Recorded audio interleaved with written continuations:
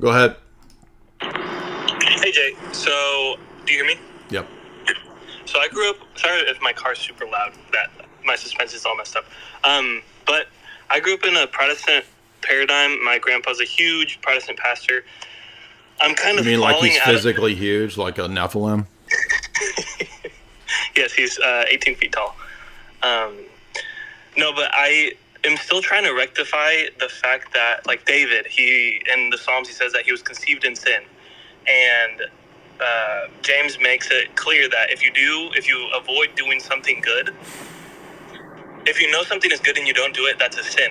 And from what Yeah, I sin is understand, not a state of being, right? So James himself explains that sin is an act of the will. It's not the desires themselves. If Protestantism and Calvinism or any of that were true, the desires would also be sin, as Calvinists teach.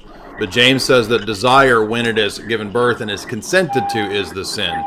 So sin is an action, it's not a state of being. When it talks about being, quote, born in sin, it's talking about being born into the state of Adam's descendants receiving the effects of his sin, not the guilt of his sin. So Protestants always confuse the effects of sin with the guilt. okay, that which I would agree with you there. But then how do you rectify the fact that I know Orthodox don't believe in the Immaculate Conception, but you still believe that Mary was sinless in some sense. So Yeah, she was preserved by grace from sinning. So But she died, so she had the effects of sin, of the fall. So she had, quote, original sin, or else she wouldn't have died.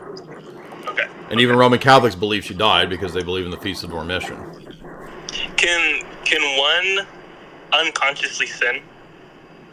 Or does it have to be that, like, the act of will? Because I grew up with my grandpa always saying, like, yes, you can unconsciously sin. No, I don't know. I've never heard of unconsciously sinning. Sin is defined as an act of the will. The act of will against God. Okay. This is why infants aren't sinners. And so there's no such thing as sin nature in God created all nature, right? Natures are things that have being or existence. God created all things that exist. God cannot, quote, create a sin nature. That would be Manichaeanism. Okay. Well, thank you. Yeah, good questions. Appreciate that. Yeah.